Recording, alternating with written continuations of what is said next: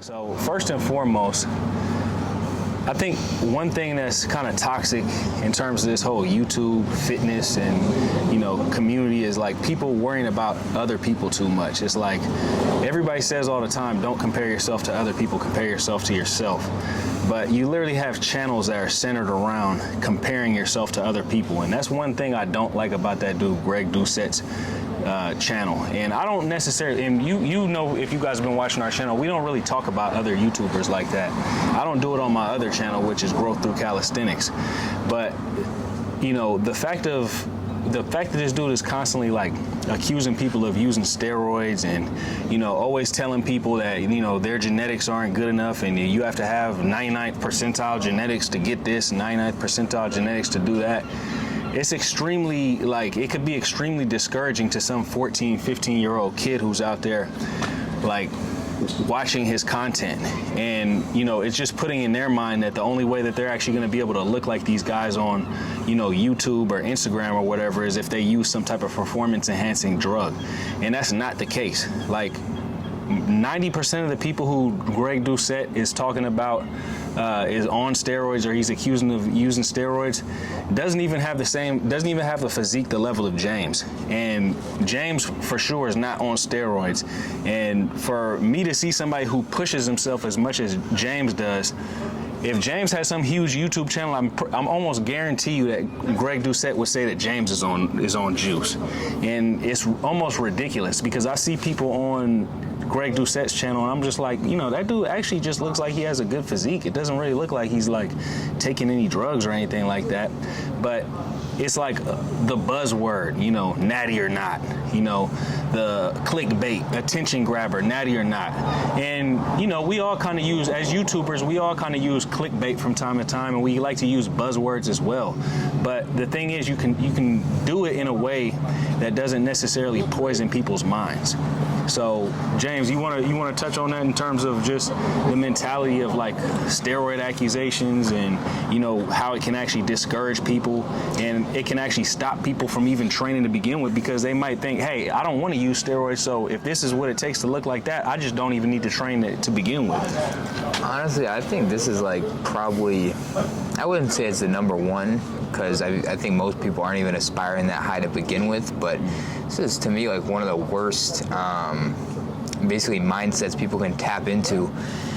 And honestly, when I was a lot younger, I used to always watch that stuff and I was I remember I hit a plateau when I was probably 22 or 23 and I was pushing myself what I thought was insanely hard, which looking back now, it really wasn't that insane of a body of work. I mean, I definitely put work in, but I hadn't built up, the years of experience of just, small iterations over, a massive, period of time. And realistically, I had no idea what a good diet even looked like. I thought it was healthy, when the bulk of my calories were coming in from carbs. And, basically I thought anybody that was, 8% body fat must be taking steroids or, and it's not even to say that there's not people out there doping. I mean, if you're at your local gym, you probably have, 4 or 5 steroid users at a random, hole-in-the-wall gym, and maybe even more if you're going to some bodybuilding gym.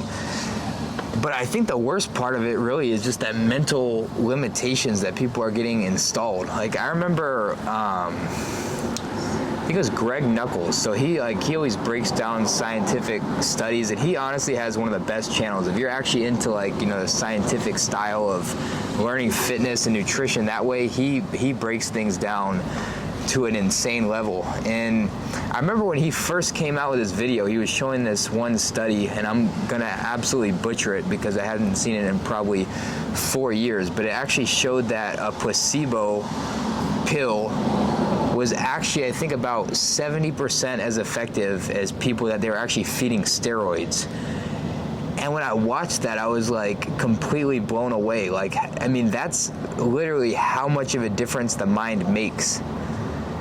And for someone to kind of go and basically place these limiting beliefs on other people and basically tell them that, their genetics isn't good enough to look a certain way without using drugs, to me is complete sabotage and almost poisoning them.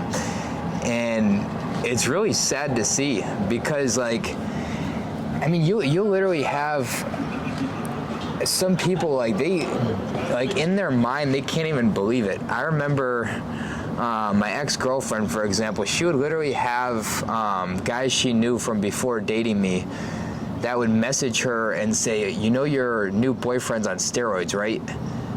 And say, not even like he might be taking, like I know for a fact he's taking steroids. I remember when it's an educational thing. I remember when I was when I first started training with James down at Kapiolani Park out in Hawaii, there was a guy who used to come down and work out, and one day James wasn't there, and he was like, hey, you know that guy that you were working out with?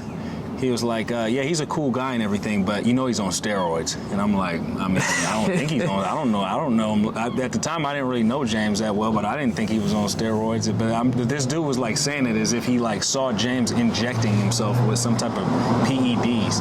And it's just, I like that point that you made earlier, is that even when it comes down to performance-enhancing drugs anyways, people who do PEDs aren't necessarily the people who you see in the gym who actually even look the best. So say, for instance, you have a super high performer in weightlifting or calisthenics or whatever kind of lane that you might be in. They're clean. And then you have somebody who's not putting in the work, not dieting correctly, and they're using steroids. The person who's clean and who's putting the work in is going to look way better than the dude who's on steroids.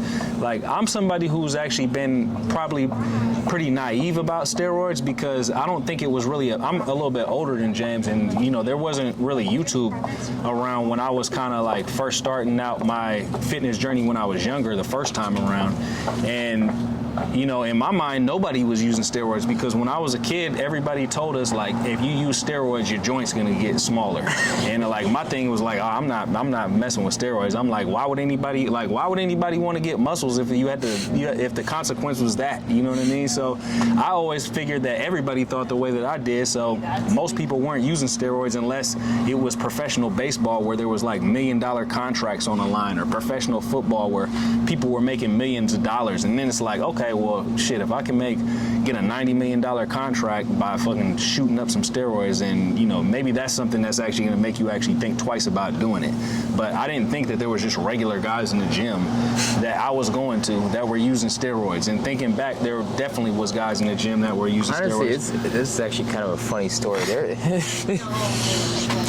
I actually met this one guy at a gym and basically became friends with him, and then probably, I don't know, a couple, 2-3 weeks later, he had just assumed that I take steroids. And we had ran into another guy from the gym, and this guy, I mean, he was in good shape, but to me, completely mediocre. And we ran into him, and they just started having a conversation about their stack as if like I was part of this club, and I thought it was the funniest thing. And like, I almost felt guilty being like, I don't take anything, like, because honestly I was stronger, and I was leaner and had more muscle than someone who's literally talking about like 10 different compounds like he's a scientist.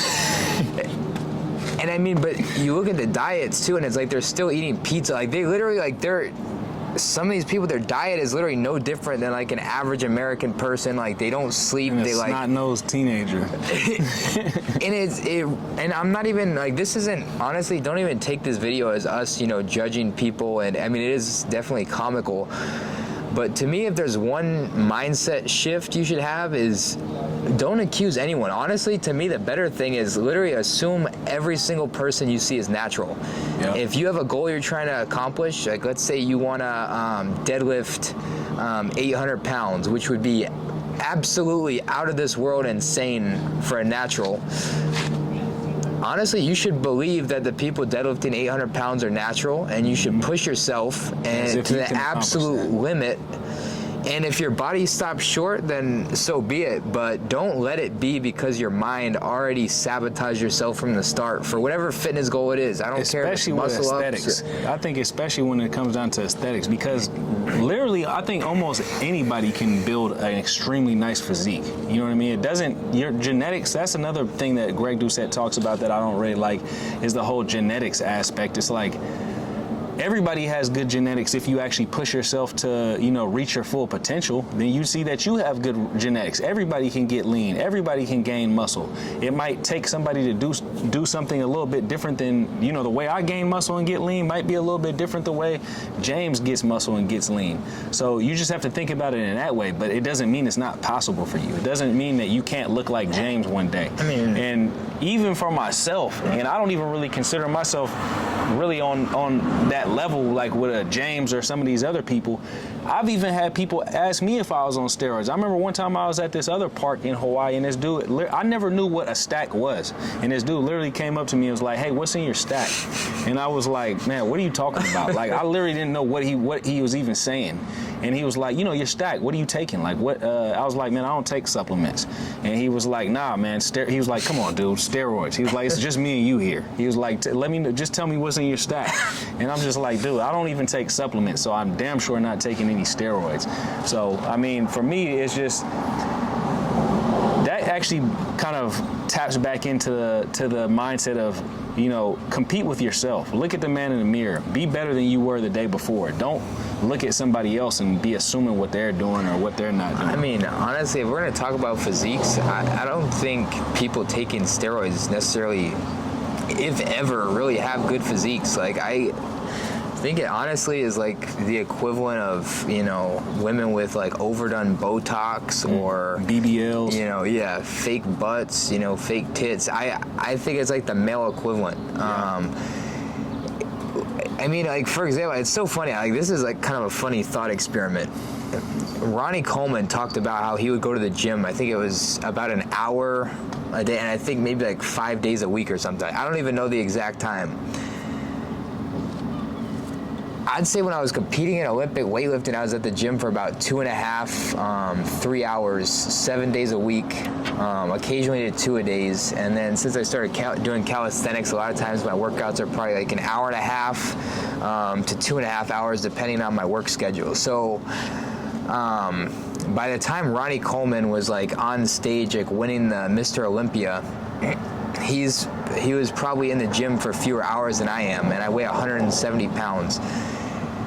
Not right now. Right now I'm probably about 185. But basically, when the most people were trying to accuse me of being on steroids, I weighed 170 pounds. James looked even bigger at 175 pounds than he looks right now. So, if James was doing steroids, I'm pretty sure he would be bigger than that. Like, we're both about 185 pounds, which is not really that big. It's honestly ridiculous when you really think about it. Like, if we were taking steroids, we literally are eating like 2 pounds of fish a day, mixed with chicken and turkey for lunch, basically packing it in, and then protein doing bars. weighted calisthenics, like pushing ourselves to the absolute max. And do you really think our genetics are that bad that we would weigh 170 pounds while some like other juiced up person that's the same height might be 250 pounds and leaner? I'm 6 feet tall. Like, there's a lot of people who are shorter than me who are 185. Like, 185 is not that much for a man who's 6 feet tall. When it comes down to all of this steroid talk, when it comes down to the whole genetics talk, just don't get caught up in it.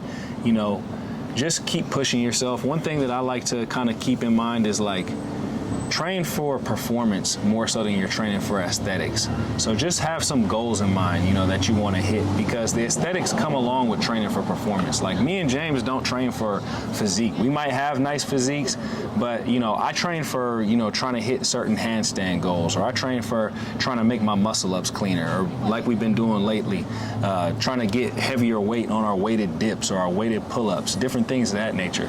And the result, or by default, you're going to actually end up having a nice physique. It's really impossible not to. Like, if you take someone that can do 10 handstand push-ups, can jump super high, can sprint, can do weighted pull-ups with 45 pounds and rep that out, it's literally impossible for them not to have a relatively lean, relatively muscular physique. Like, you really can't accomplish those goals without having the physique as a side effect. Especially if you have a even decent diet. Like I personally, I live by the rule of like 80-20.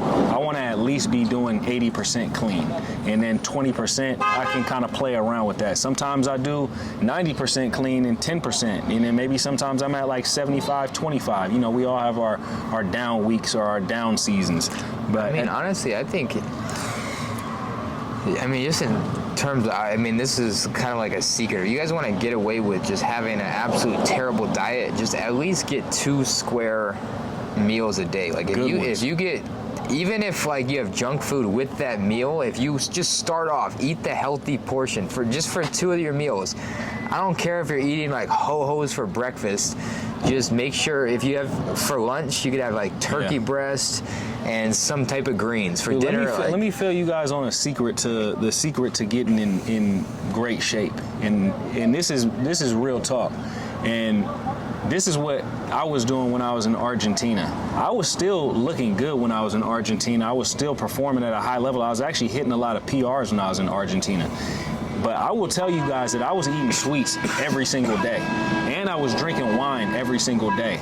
But that was probably like 20% of my day. I would get maybe a slice of cake and a coffee, and then when I got home, the only other meal I would eat for the day would be a huge portion of steak, and I would have like a pound of vegetables, and then I would have maybe a glass or 2 of wine to go along with that.